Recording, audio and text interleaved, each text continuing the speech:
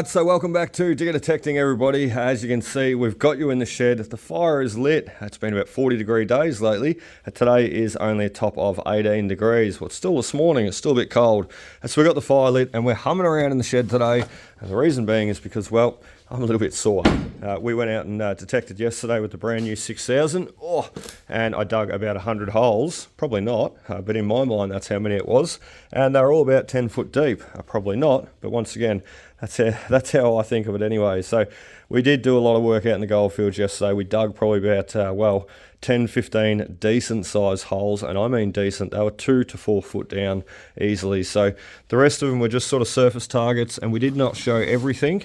It would have turned into a video about 3 days long, but we did show a little bit. And look, no gold, unfortunately. That's okay. It was just a bit of a test out with the 6000. What we've got though over in the bucket there, I'll just show you, is some pay dirt, and not pay dirt that we grabbed yesterday. It was actually pay dirt that I grabbed, well, about 2 or 3 months ago. It's been sitting in the shed here waiting to get processed. So all of this here is quartz, and look, gold pay dirt. It's straight off the side of a mullock heap, so it has been processed before by the miners back in the day. However, they did not get everything, and we're going to prove it to you here, just how much gold can be found on the side of mullock heaps. So just digging that out, scratching it out, we did classify it out in the gold fields, and we put it in the bucket here, so that's why everything's that similar sort of grade, similar sort of size, stone and what have you in there. So otherwise, we would have had a big chunks of quartz and slate and everything in there.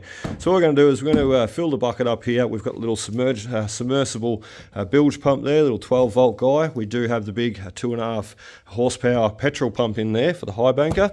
We're not going to need it though. So what we're going to do is we're going to put the bilge pump in there, little 12 volt bilge pump. We're going to process that dirt, and I was going to use the little river sluice. However, I don't have a spray bar set up for it, and you'll see what I mean as we get set up with the high banker. So that's what we're going to do now, is pull the high banker out. And it's something I've never ever done on film. I've never set it up. I've never run it on film. I have used it quite a bit in the past though. So we're going to set it up in the shed here, have a bit of a muck around, process that dirt. I don't expect to get a great amount of gold out of it, but I can guarantee I will get some gold. How much? I don't know. We're going to find out.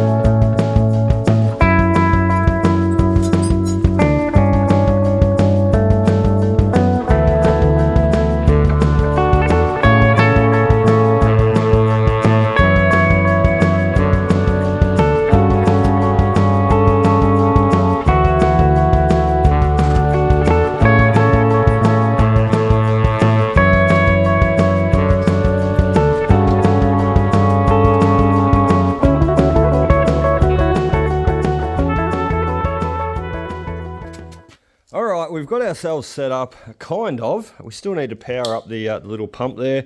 What we've done though is we've just rigged it up just so the little submergible pump sits down below, and I know all the tailings are going to be coming off straight towards it. That's okay though, we're not processing all that much dirt, so it's not really going to be an issue. If you were set up all day though, ideally that's probably not the best spot for your pump.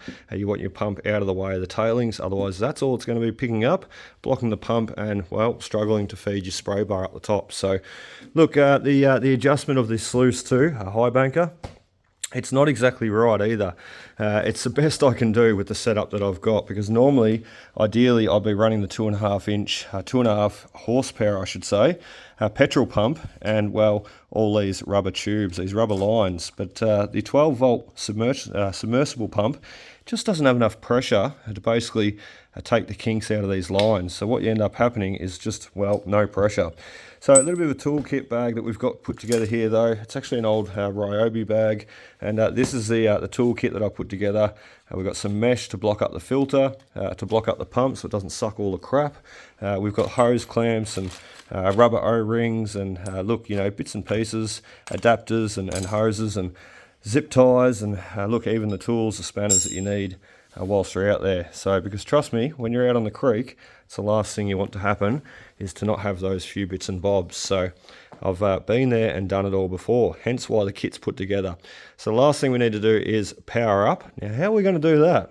I'm just thinking, where have I got a cigarette socket plug adapter to use to power it up?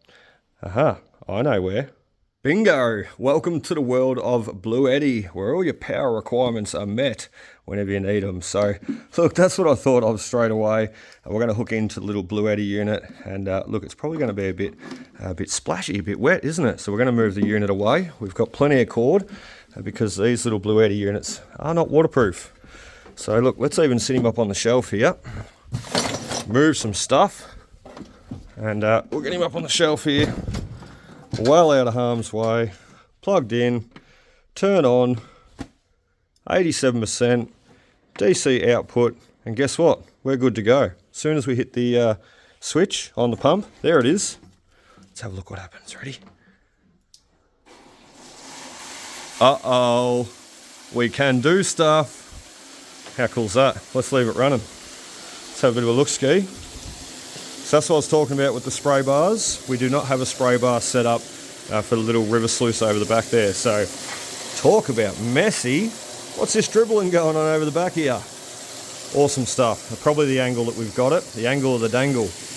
And one thing you should always check too, like that's probably a little bit fast flow. So we should be adjusting the angle, but as I said, we don't have that much pay dirt to process, so I'm not gonna bother.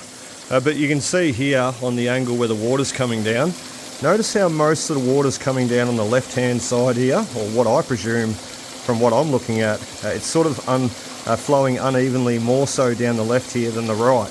That would mean that we just adjust this leg down a little bit and it would basically even out that flow. So we'd find that instead of more water coming down the left here, it would even it out constantly across the board, across the sluice. So, hell, we are making a mess, aren't we?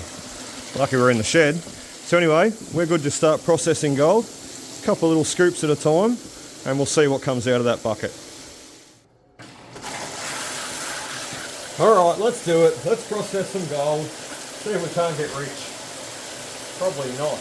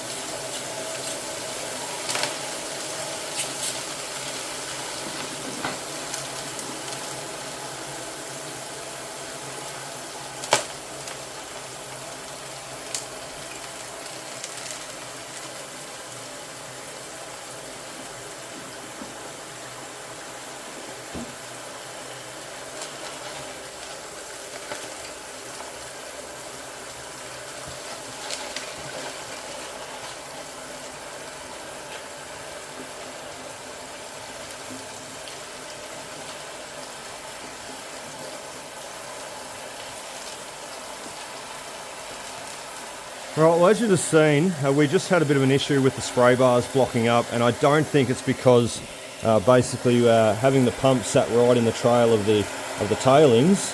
I think it's more so all the stuff that has been built up since I last used this high banker, because where I used to go was very swampy, very reedy, hence why we had the mesh over the back there as part of our kit to try and stop the pump from blocking up. You put the mesh in front of the pump and stop all the reeds and all the grass and everything from sucking up. So look, we're going to continue to give it a go. We've probably put about 10 scoops through, but as you can see, the gravel's backing up, building up there, so it's really not getting the water flow that we need. We may just have to do something about that pump.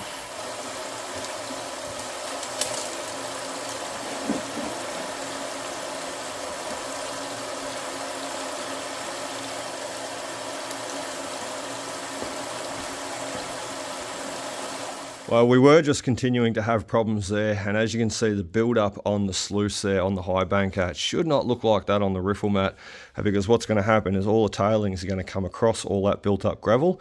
They're going to fall into the bucket, aren't they? They're not going to get caught up in the miner's moss mats. So that's what we want to try and basically battle and basically resolve. So what I've done, I think the pump was sucking up a little bit of this grassy type material.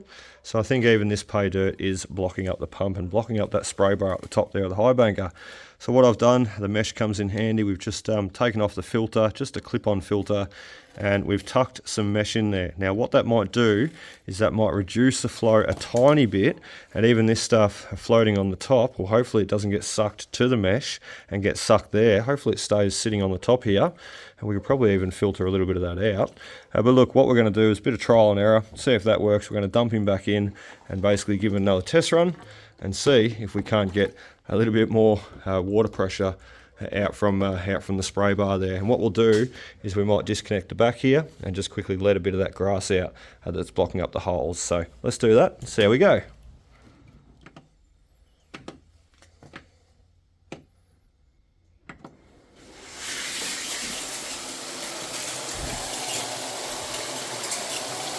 Lots better. Crazy better. Look at that, most of our water flow coming down the left-hand side. So we need to adjust that leg. A little bit better. God, it must be a fair way off. We might even lift this one up a bit higher. Which is hard to do one hand.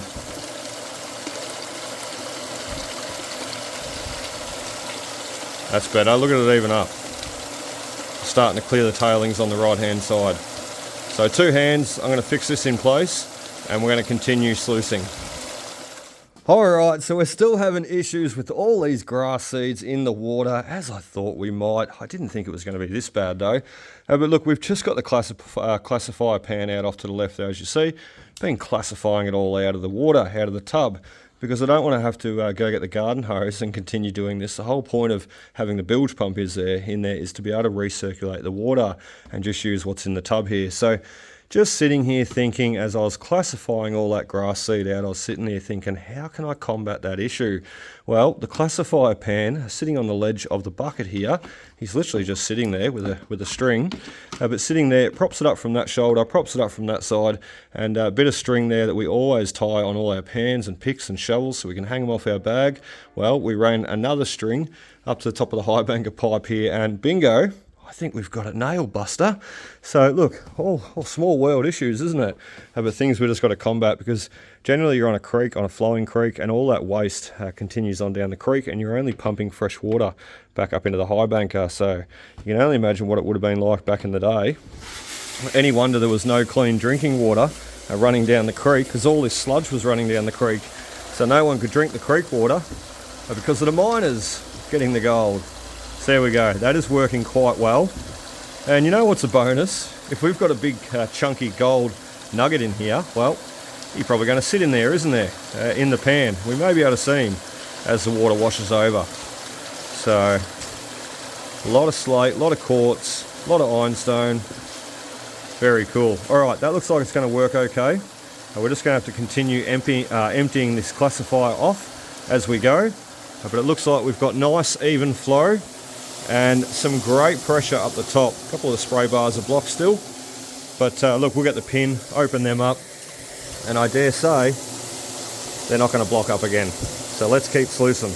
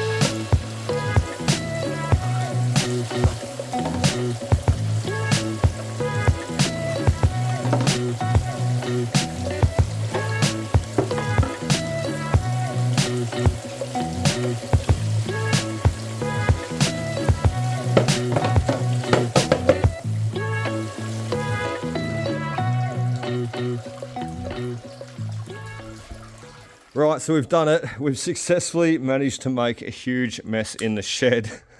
That's okay. It's okay. It's only the outside shed. It does not matter. And look, it'll dry out in no time at all. So all this grass, though, that gave me a lot more trouble than what I thought it would. As said, generally when you're on the creek, it's not too much of an issue because it continues floating on by. Well, instead, it was just floating, circulating around the bucket. And, well, let's actually have a look at that pump. I'll take it out. The mesh did okay that we put in there. However, what was happening was, well, the mesh was even blocking up itself, as you can imagine. So every so often I had to put my hand down there and sort of run it around and just clear off all that debris off the mesh. Sort of did okay though. Half did the job. Better than what it was before. So anyway, let's leave him there now. We will be moving all this bucket, cleaning up our mess. What we want to do now is get the mat out. The mat where all the gold should be collected in. So let's, oh look, Specie Nugget. Let's do that, clean up a bit of our mess, and then let's pull the mat and see what gold we've got. Alright, so we've got you outside now, and I'm just trying to get this first screen off. The biggest riffle screen. It's been a challenge because it's been about 2 years since I used this, so everything's stiff and tight. Now the beauty about this high banker though is you can put the arms right up like that. That's an extreme angle right there. Putting the arms right up though, it does make it that little bit easier to get some of these screens off. There he goes. We're just going to wash him in that bucket of water. You never know what's hiding there, especially this next one, the mesh screen. A little bit easy to get off. Just that first one was a battle. So just wash him out. And we've got the hose running up into the top of the high banker, into the feed inlet. So up here, we've just got him kinked off for the moment, but he is running into there so we can feed a bit of water into the spray bars and clean this mat. In fact, we'll take him out now. We'll clean this mat out a bit and clean the base of the high banker as we go. So Andrew's actually got a high banker too, same as this, but it's bigger, it's huge. And we're going to get out and use it. Whoop, still caught on the top there. We're going to get out and use the both of them very soon. Look at all that pay dirt sitting on the back there. That's why it's important to wash it out properly. Let's take the mat. I used to do quite a lot of this. Andrew and I used to go to the gold fields all the time. High banking, panning, sluicing, detecting for gold, like we've just started back doing. And we're going to be doing a lot more. I do love gold. I just sort of ventured away from it a bit. I got onto the coins and relics, but I do love it. That's enough water. Stop wasting water.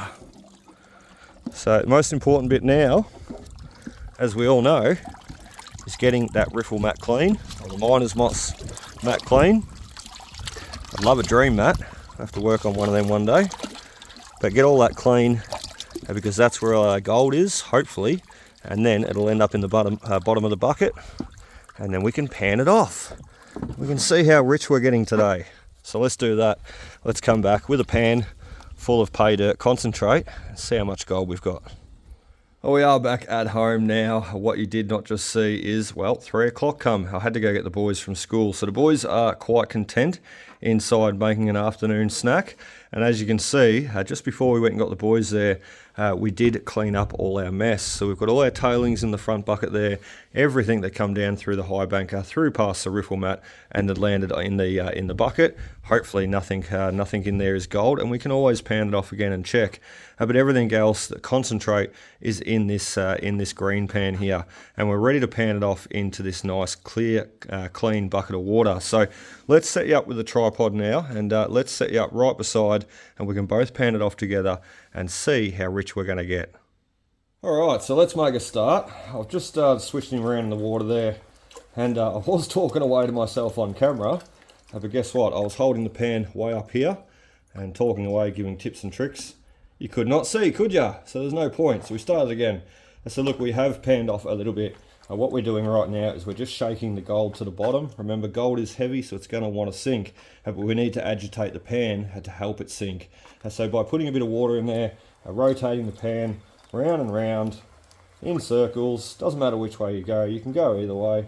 I probably find anti-clockwise to be the most normal, natural way. And then what we're going to do is we're going to get rid of all that sludgy water off to the back there. we've still got a nice pan of concentrate. So another dip in with some clean water. We'll shake them around again. Remember, the whole purpose of this shaking is agitating the gold to the bottom of the pan. So once we feel that we've agitated enough and we've got it to the bottom of the pan, which I think we would have done that about 10 seconds ago, basically, I'll get rid of that water a bit. Basically what we want to do then is we want to start edging the pan forward. So what I mean by that is actually bring the pan, dipping the pan forward like that. The water comes out, that's okay. But we don't want the tailings to come out too much if we can help it. But we want to create the lowest part of the pan being down here, down the bottom here where my finger is. So with the lowest part of the pan being there and tipping it forward, we can get the gold to collect right in the bottom there. And that's what we want. We don't want it spread all over the pan. We want it to be concentrating off into one corner. And we can only do that by dipping the pan forward. So let's try again and let's show you that. So one hand I like to do this, and we can start to bring that pan forward. And you'll see there some of the tailings escaping over the edge. And that's okay, because they're coming up over the riffles, and ideally our gold should be way down there. It should not be making its way up past the rifflings and escaping out the pan. So let's try that again. And side to side, forward and back. Side to side is the movement that I like, I prefer. Side to side, and then what we can do is we can start dipping off all those heavy pieces. See how all the heavy pieces of concentrate have come to the top? And ideally, look, we could be throwing out gold, but ideally a pan, look, if we're panning properly, which we are, the pan's job is to collect all the gold in those riffles. So, and ideally, as I said, our gold should be sitting down underneath, right in the bottom corner of that pan. So keep doing that, we're bringing forward, gold's down the bottom, and we can tail off some of that top heavy stuff. And we can even flick a few of those heavier rocks out with our fingers. So once again, just repeat the process, and we can even bring it all back around again, swishing it around in the pan, and then dipping the pan back forward again. Remember, getting it into the bottom, into the corner. We don't want it spread all over the place. So look, here I am talking like I've got a lot of gold in the pan. It could be nothing. We could be panning our way down to well, lead shot and ironstone. But let's hope not. So we're making our way down. Let's keep going.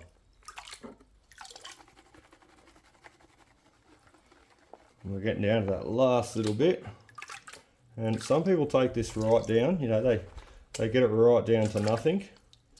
And we'll even do that. And other people, nice bit of slate. And other people, look, they just they do the reveal the best they can with that little bit of concentrate still left in the pan. So let's switch up here. We've still got a bit of dirt up the back here. We're going to be doing a lot more of this too out in the gold fields. We're going to be finding a bit of nice concentrate dirt, and well, we might either pan or sluice it on site, or bring it home and do this yet again. It's a bit of a process, I know. But look, it doesn't matter if we don't get gold. It's not about the gold. It's about having fun. And basically, I just enjoy the process of it all. So, and the surprise of what's to come. We're getting down to the last little bit. See that there? Not much at all. Haven't seen yellow yet. And oh, I can see it. I can see it. Let's get rid of that. Make sure it's not gold. It's still hiding in there. Let's just give them another shake. And then we're going to do a reveal. So we'll get a bit of water in there. And we'll try and do the best reveal we can. Now, this is once again similar to the start process. We just slowly agitate the bowl around. You can do it up and down, you can do it around. I prefer to do it around. And you can start to see, oh, big chunk of slate there in the way. You can start to see the gold though. And whoop, I'm mucking around with it here. I've got a bit of lead up there too. And I can see couple of nice specks of gold. We're not going to get rich off that, but there is certainly gold in there. So let's get you off the tripod and let's give you a proper look. Right, well, how rich did we actually get after today's episode? Let's have a bit of a gander, shall we? We're going to have to zoom in for this because the gold is tiny. But if we zoom in, it makes it look a lot bigger and better, doesn't it? So we've got about 1, 2, 3, 4, 5, 6, 7, 8, 9, 10, well, 11, 12, maybe 12 bits of gold there. Let's just say 10 bits of gold. Because there might just be a little sneaky stone there that I'm counting that is not gold. So not too bad though. 10 bits of gold, I should say. 10 bits of gold and even a picker in the middle. So I tell you what, we've got rich, haven't we? We've hit the mother lode. Let's see if we can pick him up. Picker that we can't pick up. I want to see if he'll make a bit of a clang in the bowl. We can't grab him. We're just picking up all the powder gold. There he is. He's on the end of the finger. So little tiny bit of gold. Let's see if he makes a clang. Ready? Oh, he does too. We've got a picker. So there we go. Not too bad a run. I don't think so somehow. That is a very, very tiny picker, a bit of gold. But look, not too bad a run. 10 specks of gold, let's just say. And it wasn't about making our riches. It was about having a bit of fun. You know, we showed you how to rig up the high banker there at home in the shed. Ideally, you probably do it in the backyard because we made a hell of a mess. We also showed you how we ran the little BLUETTI unit, plugging in the submergible bilge pump. And look, showed you a little bit of the gear that you should take out onto the gold fields if you are high banking sluicing, because that sort of gear is important to have. The tools on hand, cable ties and spanners and ring spanners, extra hoses and hose clamps and clips and bits and pieces. So anyway guys, we're going to be doing a lot more of this in future, probably not at home here, more so out in the gold fields. As soon as we have a bit of access to water, we will get Andrew out with his big high banker, and we'll get out with our little high banker, and we'll have a bit of a competition and see how much more gold we can get. And not only that, as some will have seen, we're back onto the GPX 6000 back hunting and detecting for the gold. So very, very cool and very, very exciting times ahead. And once again, I really appreciate everybody's support. If you have enjoyed this video too, be sure to drop a like and well, hit the subscribe button and even drop a comment below. So I'd really appreciate it, and it helps boost our channel for future. So anyway guys, bit of fun, hope you enjoyed. We'll catch you on the next.